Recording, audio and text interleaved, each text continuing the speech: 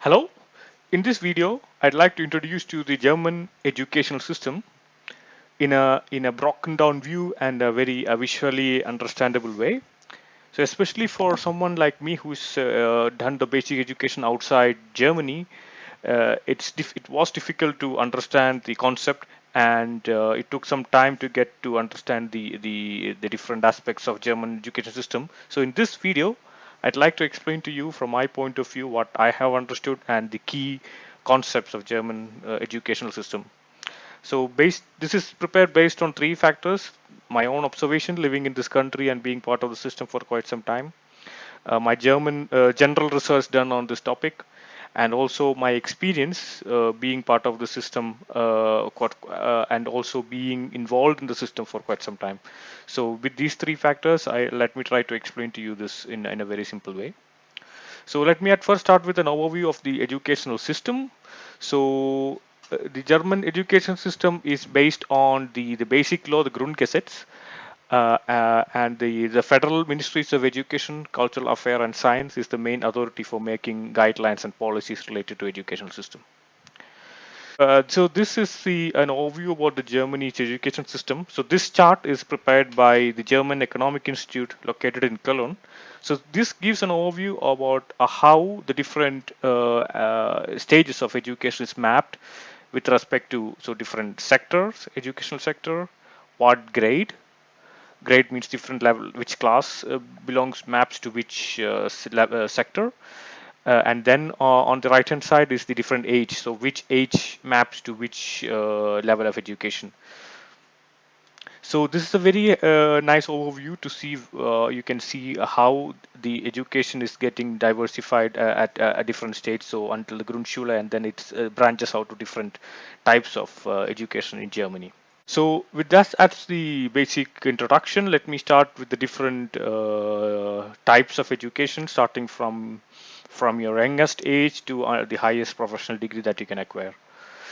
Starting from daycare, so there are basically two types of daycare. So basically, you can send your kids to a daycare from theoretically from up to 6 months.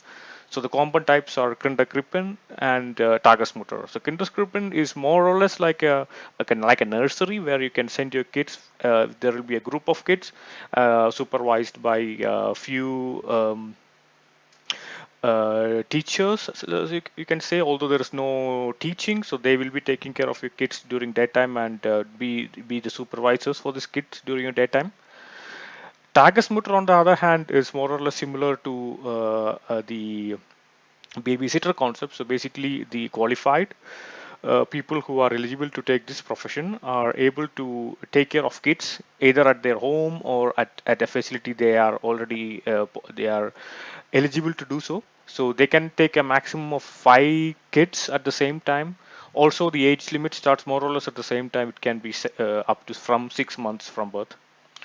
The focus is, so you could send them from 6 months, as I already mentioned. The focus is mainly to support the working parents so that the kids can be sent to the Tagesmutter or Kinderkrippen during their working daytime to support parents who are working to not to interrupt their job.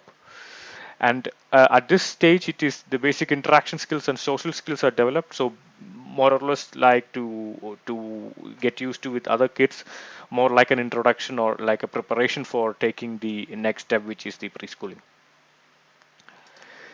In the next step is preschooling. So basically, there are basically the main type is kindergarten. So kindergarten is the first stage of a child towards the basics, learning basics. So the main focus here is, so basically the age group can be from 3 to 5 years. The learning focus is here. Learning focus is communication and language skills, physical and motor skills, working in teams, sharing, showing respect to each other, and most importantly, all of the above items sums up to the fact that they are getting prepared for the school, the Grundschule. So basically, for at this stage, there is no assessment. So they are not assessed, rather, but they are supervised. So basically, even at this stage, the supervisors will start giving feedback to parents to know to explain to them how the kid is behaving in situations. And also at this stage they will be actually exposing kids to different social situations, including taking them to a park or supermarket together, and bringing doing small projects in groups and so on. So all these improves the social skill and also the interaction skills of kids, which is very important for the next stage. In the next stage, it's Grundschule. So from this stage, the education is mandatory. So it is the previous two stages are actually not mandatory. It's up to the parents. But however, at this stage, from this stage, it is mandatory. Therefore, there are two options that you can move forward from this stage. So either you can go with the public funded of school, the öffentliche Schulen. So basically, these schools are free of charge and state funded. The other option is to have private schools, say, offer alternative approach for education adhering to country side standards. So basically, this is mainly for expats and people who don't intend to stay for longer time. They prefer to go for private school where the system will be adapted to their local requirements, since they intend to go back to their home country after some time of stay. The focus here, so basically this age limit starts from 6 of class until the finishing the fourth grade. The learning focus is learning fundamentals, skills and abilities, developing key competencies, and the topics they learn are the core subjects: mathematics, German, general studies. So Germans, and also might also include intercultural art and values education, including religious topics. The grading system, it follows a 6-level grading system. From this stage on, the grading system actually starts. So it has a 6-level grading system, and it is rated like here. So as you can read, so I'm not going into detail. So basically, it is necessary to achieve a level close to 2 or between 2 and 3, so that you are qualified to go to the next stage, which to go to the goal to qualify to go to gymnasium, which is in the next stage. The assessment, the school report, Zeugnis, based on what judgment about promotion to the next grade is made. So this it could be slightly different depending on your region and on your state we are living in.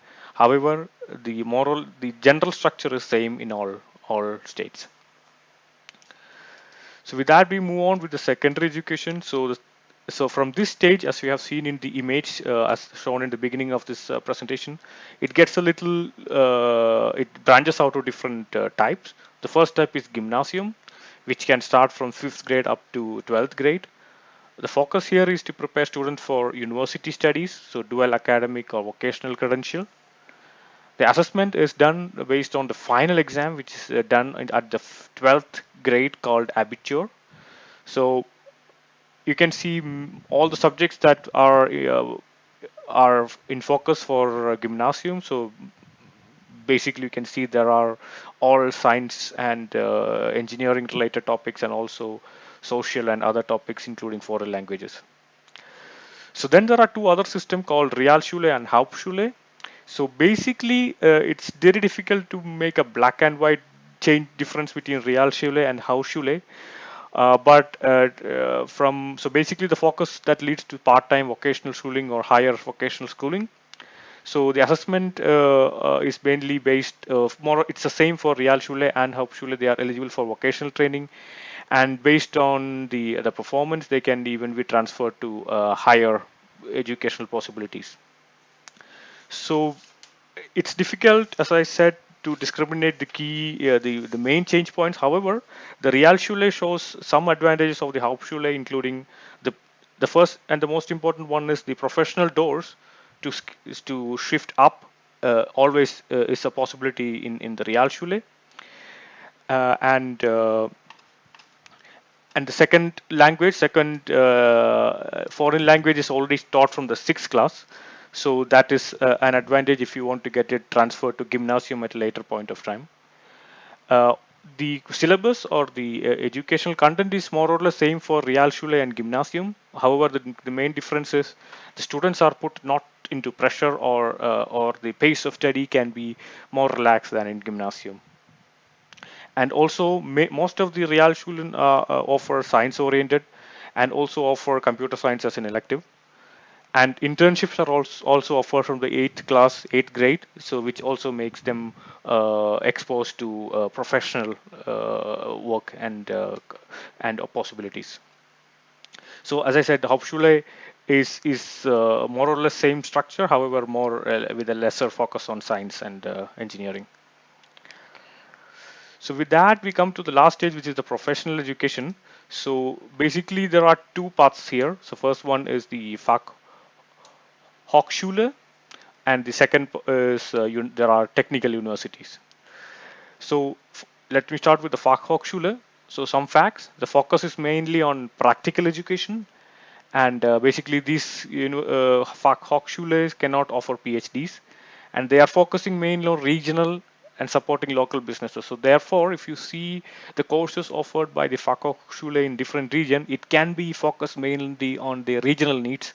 So like building the capable workforce for the local needs. So this is one of the focus of Fachhochschule. Degrees, it can offer bachelor degrees and master degrees, and the focus is practical oriented and might be influenced even by the local companies in that region, with more options to work on site and even participate in the industry activities, including projects or workshops or including or even internships. And of course also includes theoretical lessons, a broad semester and internships in the industry. The career options mainly lies within the scope of industry, so they will be prepared for practical jobs with skills, hands-on skills on industrial topics. So that is the main purpose of Fachhochschule. The next is university. So the facts: the highest level of education offering several disciplines.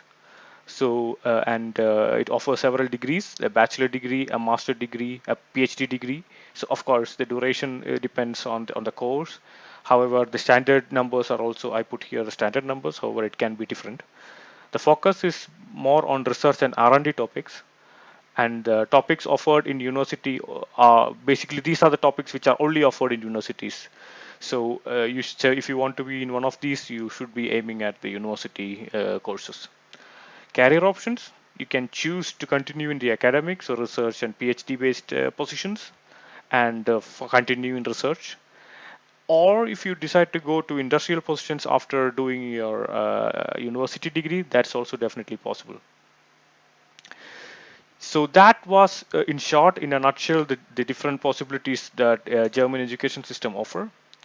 I hope you find it useful. So if you find something different from what I explained, please let me know. I'll correct my content if this is not correct according to the German educational system. If you like the video, please like, comment, and also subscribe, and also feel free to share it with your colleagues or others that you might be interested in. Thank you.